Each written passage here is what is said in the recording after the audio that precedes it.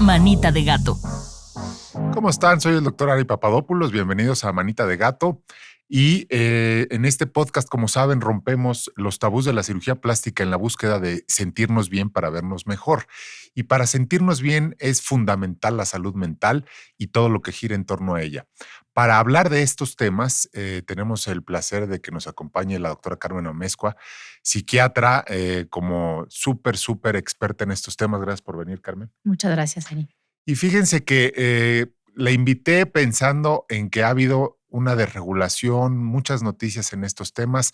Ella nos habló en un episodio previo de lo que es la psiquiatría integrativa y de toda la terapia con psicodélicos, que le llaman, para tener esta alternativa a tratamientos o a pacientes que no responden bien a los tratamientos convencionales.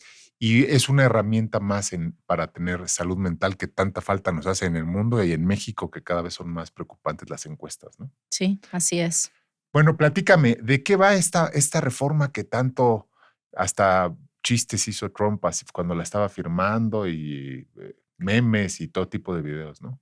Pues mira, es una iniciativa que habla justamente sobre la inversión y la importancia de empujar la investigación de la terapia asistida con psicodélicos, ¿no? Y pues como yo en ese momento escuché la noticia, la verdad es que tuve como una sensación agridulce dentro de mí, ¿no? Primero, por quién es este personaje y pues al ser primero un presidente de una nación tan poderosa en términos también de la investigación en psiquiatría y en medicina.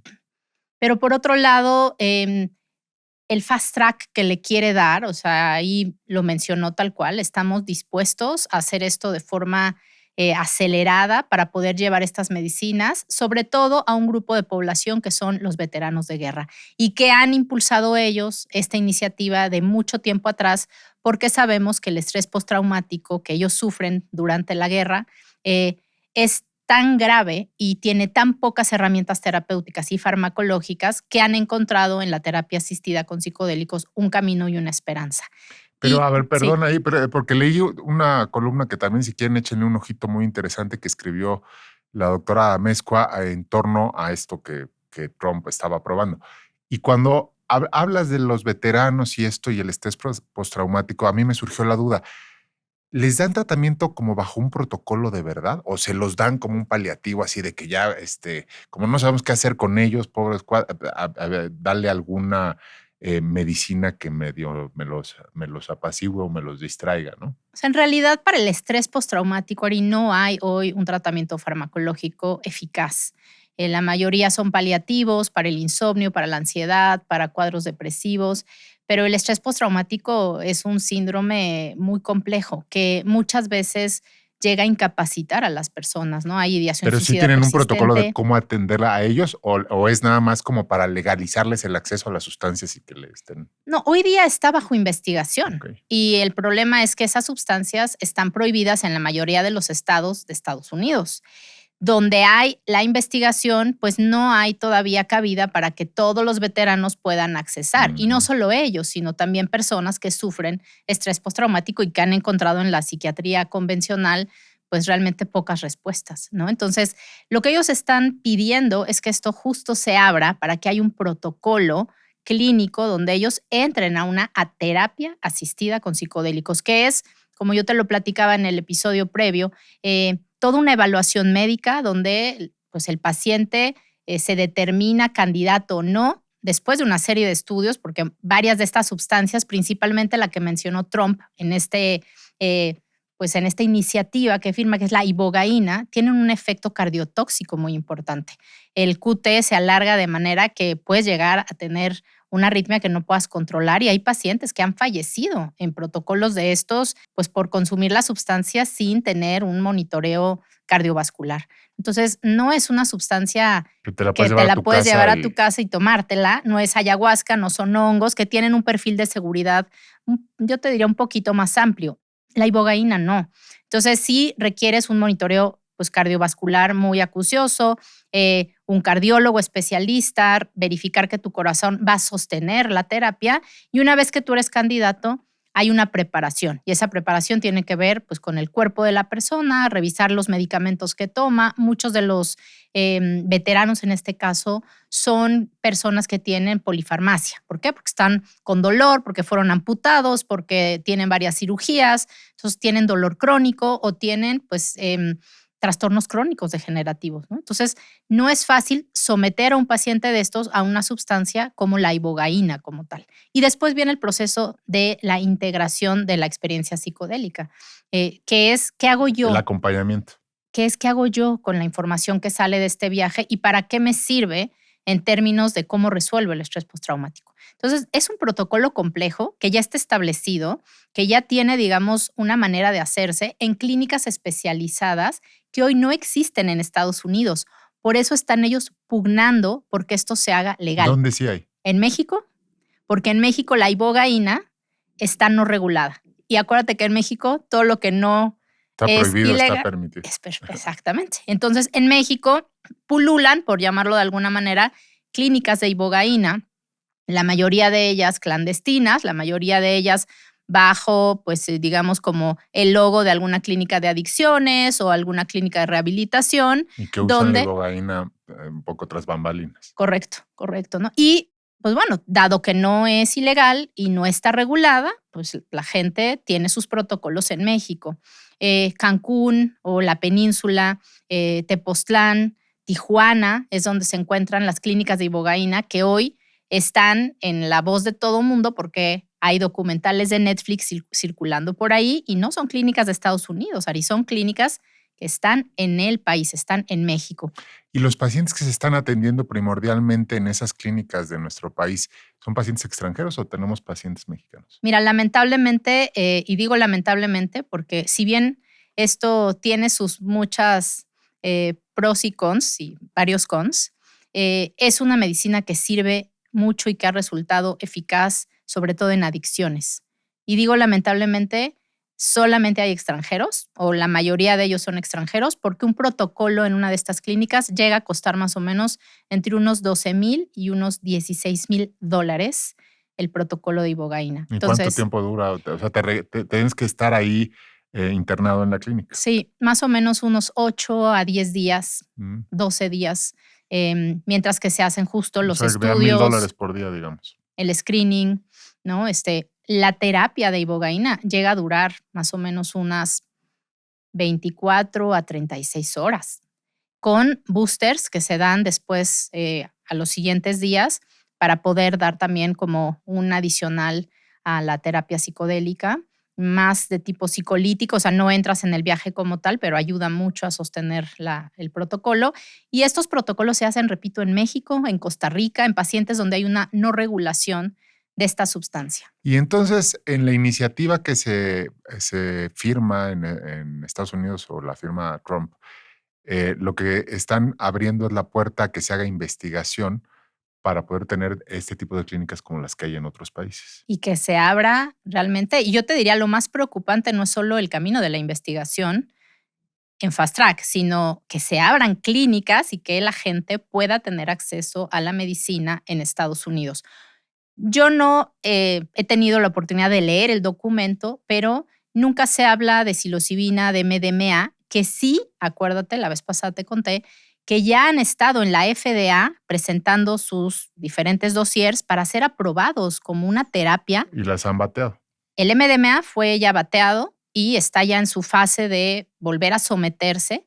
Y la psilocibina está ya en fase de sometimiento. Muy probablemente este año 2026 tengamos la psilocibina como un tratamiento aprobado para depresión resistente. Es que eso también me confundió un poco cuando leí tu columna, porque yo me acordaba que en el episodio pasado prácticamente alzabas la mano y pedías que se pugnara porque se avanzara en estas aprobaciones, tanto en la FDA y evidentemente como consecuencia en los organismos mexicanos como COFEPRIS, etc.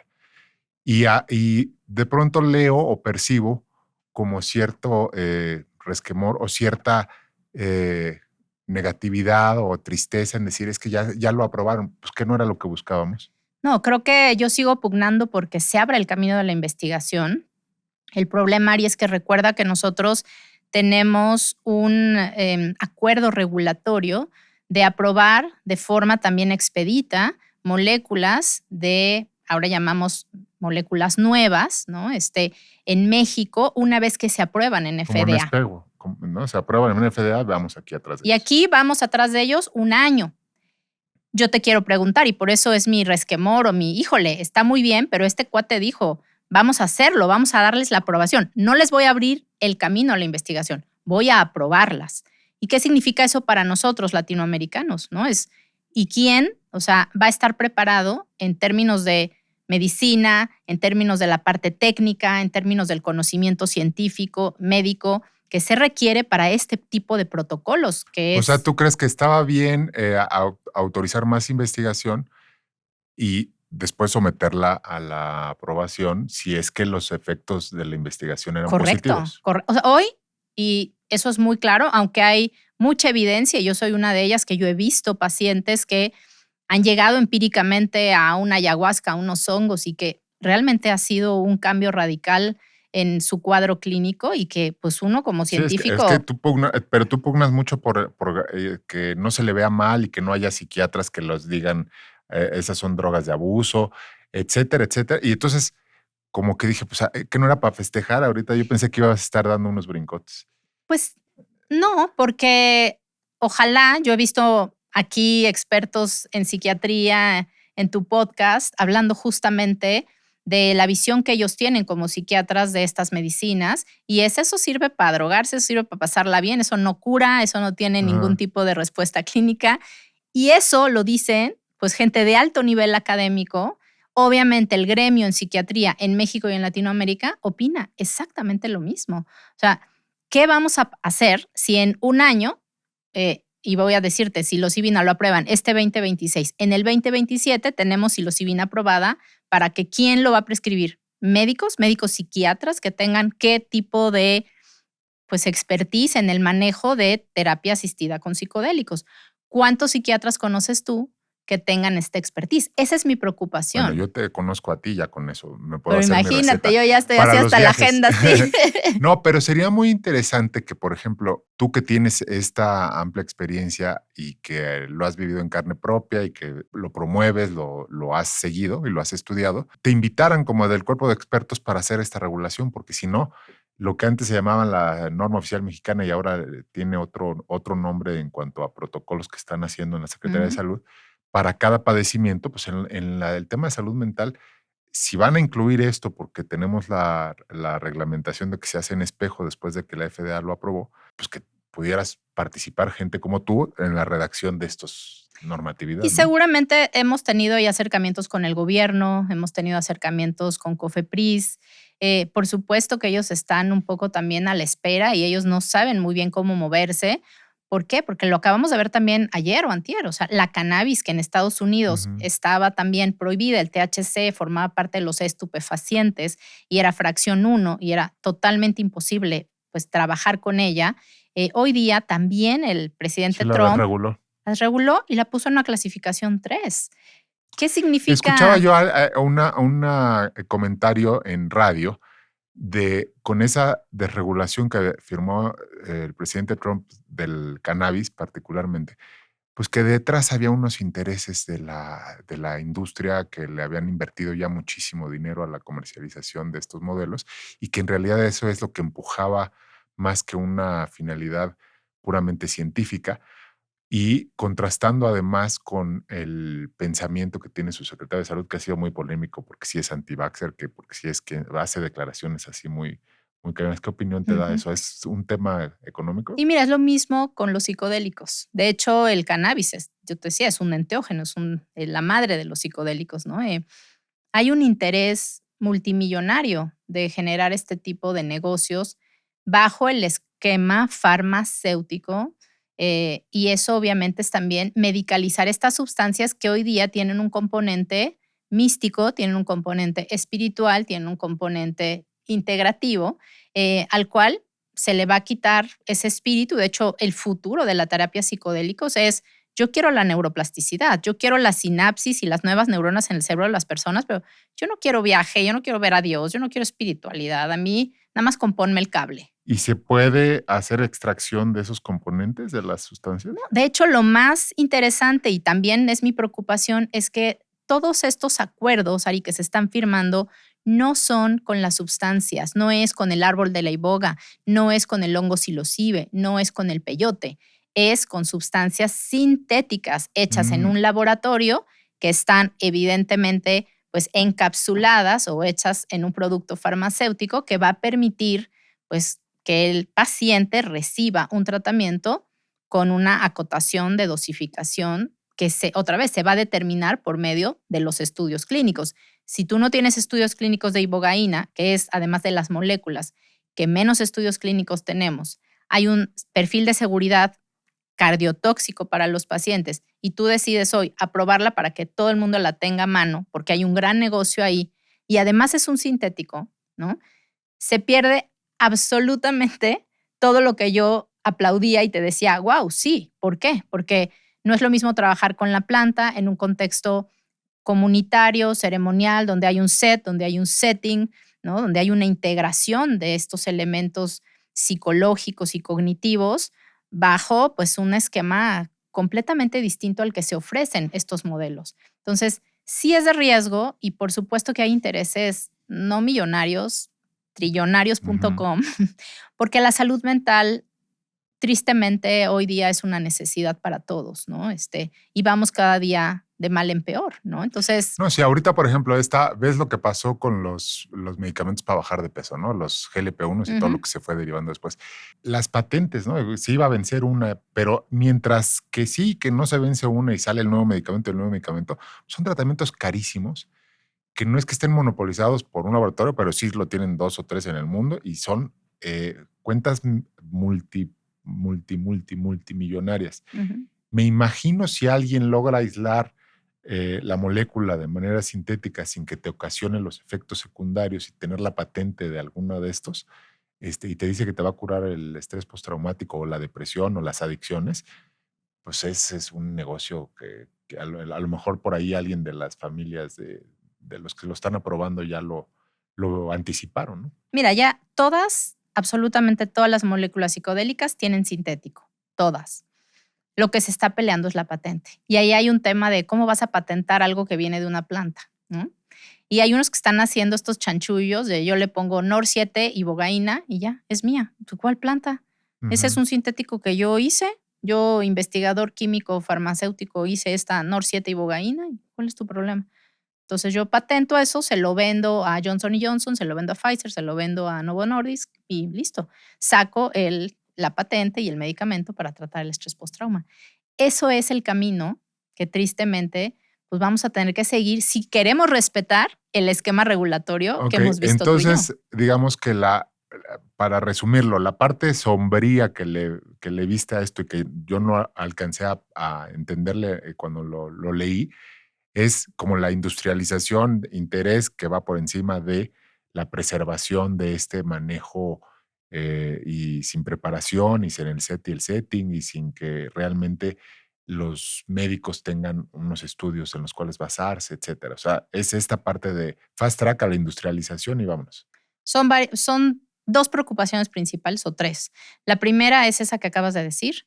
La segunda es la capacitación realmente de personal sanitario en Latinoamérica y principalmente en México, porque aquí vivo, de personas que al tener esa medicina puedan ser capaces de prescribirla y utilizarla bien. Y tres, sí tiene que ver con cómo vamos a quitar y de qué manera vamos a retribuir a todos los pueblos originarios y a la parte ceremonial cuando menos de las medicinas que provienen de las plantas, mescalina, psilocibina, ibogaína, DMT, 5-DMO-DMT. Todas esas que te acabo de decir provienen y son originarias de nuestros pueblos indígenas, de nuestros pueblos originarios. Entonces, perder eso, o sea, ¿qué va a conllevar también para esas culturas, esas comunidades, para esos ritos, ¿no? Entonces, esas son mis tres preocupaciones. La buena noticia es que todo el mundo está hablando de eso, los psicodélicos, hoy día mis compañeros psiquiatras deberían, Ya voltearon a ver. deberían de estar diciendo qué vamos a hacer, güey. Esto ya va a llegar al consultorio, ¿qué onda? ¿Cuál es el mecanismo de acción? ¿Cómo lo prescribo? O sea, y por supuesto que ya eso para mí es un aplauso y es un, ok, o sea, se les dijo, ¿no? Se les Ujú. dijo y por supuesto que ahí hay una eficacia que no estamos viendo y que es una esperanza para el 30 o 40% de los pacientes que hoy no tienen respuesta con el tratamiento convencional. Entonces, están volteando a verlo las asociaciones psiquiátricas, está volteando a ver, pues, incluso la otra parte de la medicina. ¿Y ya oíste? ¿No? Entonces, eso no es de charlatanes, eso no es de chamanitos, eso no es de hippies. Ah, mira, eso es de la industria, eso es de un presidente, eso es de, wow, ¿no? Entonces, creo que eso es bueno, pero estamos en un momento también, Ari, donde dices, bueno, lo que está sucediendo en el mundo de repente te confunde todo, Ujú. ¿no? Nada más como breviario o más bien como recordatorio. Esa cifra que acabas de dar, en la terapia que estás manejando tú en tu consultorio, etcétera, ¿es exclusivamente para este 30% que no responde a la terapia farmacológica tradicional o cómo lo estás haciendo? Así debería de ser, ¿no? Lo cierto es que mucha gente ya no quiere acudir a la psiquiatría convencional. Y la terapia que yo ofrezco, que se llama psiquiatría integrativa, pues tiene estos 4 elementos, ¿no? La parte espiritual, que es regresar nuevamente a ti, la meditación, ciertas prácticas que tienen que ver con el contacto con uno mismo. 2, el cuerpo, cuidar la microbiota, el eje intestino-cerebro, recuperar una nutrición mucho más sana, cierta Te vi en una, suplementación. bueno, acá si quieres dime los 4 y ahorita regresamos al de la microbiota. No, la mente, que es ver la mente desde un punto de vista donde el trauma se trata de una manera diferente, con herramientas bastante novedosas y diferentes, y medicina de estilo de vida, ¿no? Que es duerme bien, relaciónate bonito, deja de estar pegado al celular, camina en el bosque, ¿no? Cosas que tienen que ver con hábitos. Eso, o sea, corresponde a un 60-70% de mejora en la mayoría de los pacientes que podrían llegar a buscar un psiquiatra convencional que les va a prescribir un antidepresivo. Hasta hoy día hay algunos que me dicen, no, eso no es cierto. ¿Dónde están los estudios? Bueno, yo los invito a leer, porque esa es la otra cosa, que el gremio no está volteando a ver esta otra parte, porque siempre ha sido como, no, eso es de hippies, ¿no? Y hay un porcentaje pequeño de ese grupo que decide, no quiero tomar antidepresivos, no quiero tomar benzodiazepinas para toda mi vida, que va por primera vez con esta visión. Y hay muchos otros, yo te diría el 70% de mi población de pacientes que ya pasó por todo, ya consumió todo, ya tiene todos Y los no, nunca se antidepresivos, sintió mejor. no se sintió mejor, tiene efectos secundarios, tiene síndrome metabólico. Ahora estamos metiéndonos al tema de la diabetes, obesidad, hipertensión, derivado del consumo de antidepresivos, antipsicóticos, etcétera, y están tratando de buscar una alternativa diferente, ¿no? Oye, regresando, te digo que te escuché por ahí alguna entrevista de la microbiota y me pareció muy interesante lo que decías. ¿Cómo está relacionada la microbiota con la depresión y con todo lo que, si me puedes hacer ahí un No, resumencillo, porque traigo 5 minutos? es maravilloso. O sea, el eje intestino-cerebro regula realmente la secreción de serotonina y dopamina. 80% de la serotonina, dopamina y otros neurotransmisores se producen en el microbioma. Entonces, estos bichos, si tú los alimentas correctamente y tienes un balance de microbiota adecuada, la producción de serotonina va a ser mayor.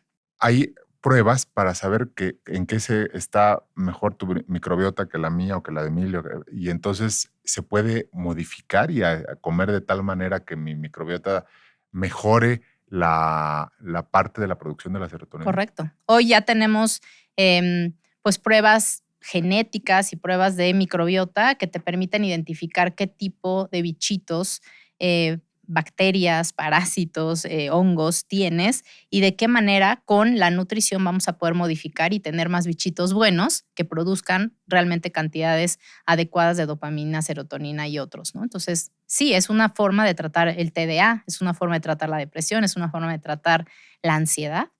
Y que decías, y si se quitan los lácteos y El gluten, los lácteos, los proinflamatorios de los enterocitos y de esta microbiota mejora realmente de una forma muy, muy importante los pero todavía síntomas. no existe, haz de cuenta, una marca de probióticos que me eleve la producción de esa familia de bichitos que son campeones productores de No, serotonina o de no. dopamina. Y lo único que podemos hacer hoy día es alimentar bien al zoológico. O sea, si lo que necesitas son changos en el zoológico, hay que dar bananas, ¿no? O plátanos. Ujú. Si lo que necesitas son elefantes, pues hay que dar pajita.